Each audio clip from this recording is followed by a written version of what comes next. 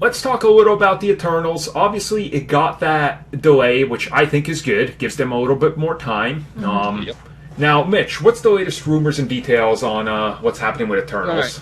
We'll start the more positive bit. The Funko Pop leaks, the merchandise leaks came out, and it does confirm that Crow, who was like the main deviant in the comics, is actually in the movie. Like, there has been some talks that maybe he's not, and they just like merged him and Druig. So they're actually gonna, do things properly from that side. And also that the Celestial that was in the center of the poster at Comic-Con was indeed Arishem. So again, they are doing things a bit properly. Sweet. They're not skipping out on anything. So don't you love how all of our first looks are Pop, Funko, and Lego leaks now? Hype. Yeah, which kind of sucks. Yeah. It's like, wow, it's something that looks a little ugly, and then Lego. Like, oh. Yeah, it's not a good indicator, but at least, like, we got these confirmations, which, again, like, it's hard to talk about it, because, like, if you're a nerd, you're tuned into the bubble, right? That's what we call it, and, like, you're like, oh, no, this is such a bad reaction, blah, blah, blah, blah, blah, like... And the casuals have no idea. And, like, what I want to use for an example is, a couple weeks ago, everybody was saying PlayStation 5 is dead because of that GDC conference they released with Mark Cerny talking about, like, just the base tech, right? And just a couple days ago, they revealed a PlayStation 5 controller. Nobody is talking about that press conference anymore. And the PlayStation 5 controller has been shared more than everything Microsoft has shown for Xbox Series X by like 3 times. Again, just because your first look is sort of and it's not what you expect, doesn't impact the overall official reveals, like, the big one they want to push. So again, Eternals getting this weird leak. Yes, it's our first look.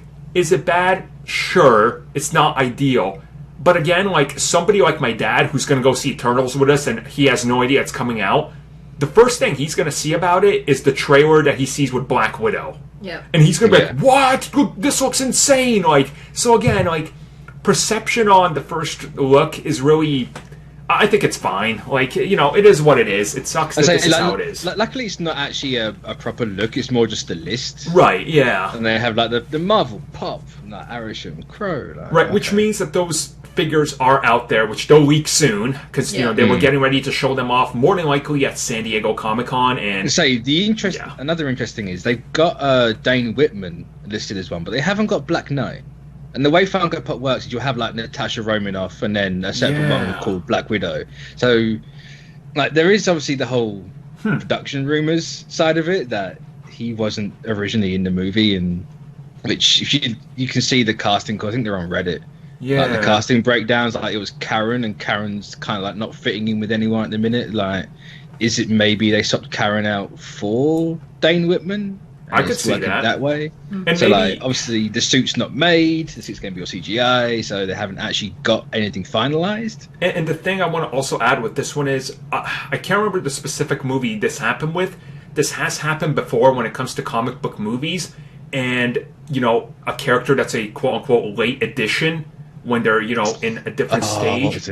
And they do release them as part of Wave 2, which starts production about 6 months before the movie comes out. Wasn't it Endgame with the white suits? That they were all CGI because they weren't actually finalized until well after they finished filming. Right, they had a rough idea of what they were going to look like, but it was like, we don't know what characters are in this, and there was actually characters that weren't even in it that were being produced as figures because they weren't finalized. So, again, it happens. I remember Iron Man 3 had this happen as well, because War Machine was originally a Pop Funko, but they couldn't legally use him due to the legal battle. So when he was revealed that it was going to be Iron Patriot, they had to go back, and War Machine never saw proper release during the initial waves. So again, it's a weird scenario, but yeah, I think Black Knight will make that appearance, because he's got to have the suit by the end of it and show up with the sword and look amazing. I mean, you would have thought. You'd think, right? That's the only role that Kit has. Come on, people.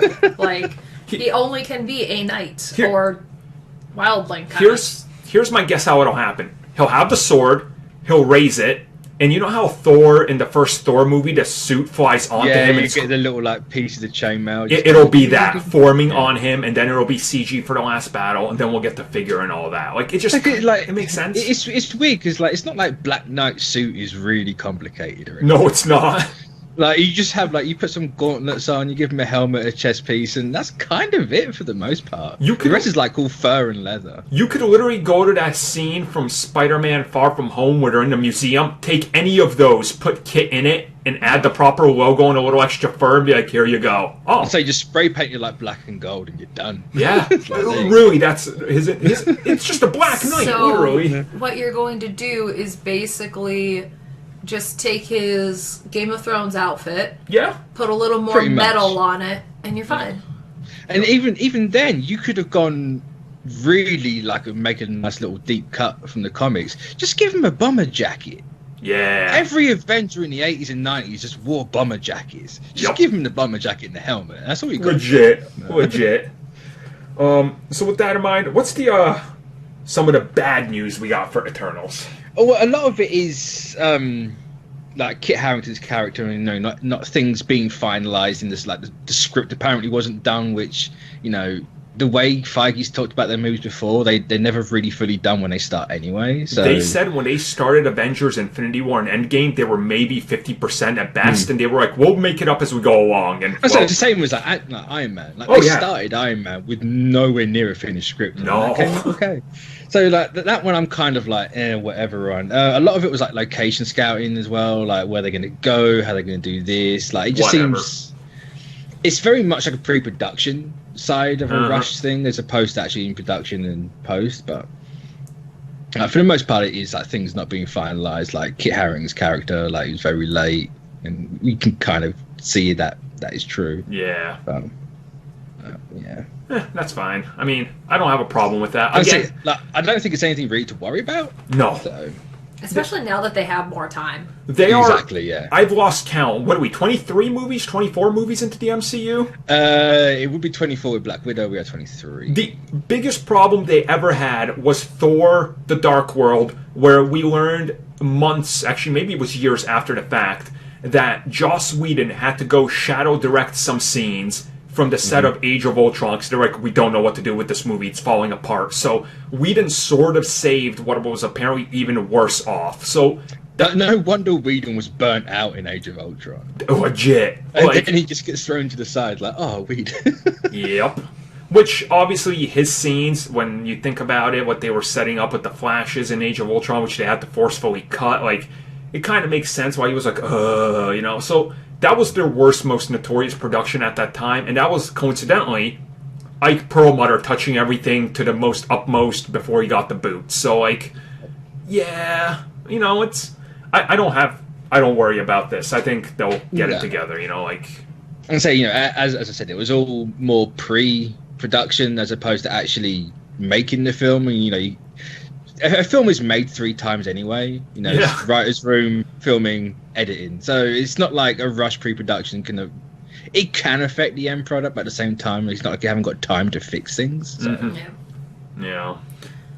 It's I don't know. Like, I'll worry if we start getting like the early screening reports and stuff, and then they're from actual reputable people that are like, no, this is like, it ain't testing too good, or people are worried about it, like, and if it's because from a couple people I know, then I'll be like, okay, fine, I'll start to believe it, but as of right now, I see no reason to worry, because they don't have that track record of worrisome productions. Yeah. And again, it's like, this is a big undertaking, a big new franchise starter.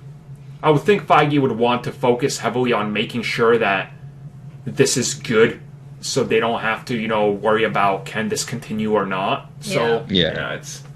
They have a phenomenal team behind them. Like, so this team right now is doing more than what they need to as of right now to help make sure that when things are back to normal, that they'll be ready. It'll just be a go and get it done. Yeah.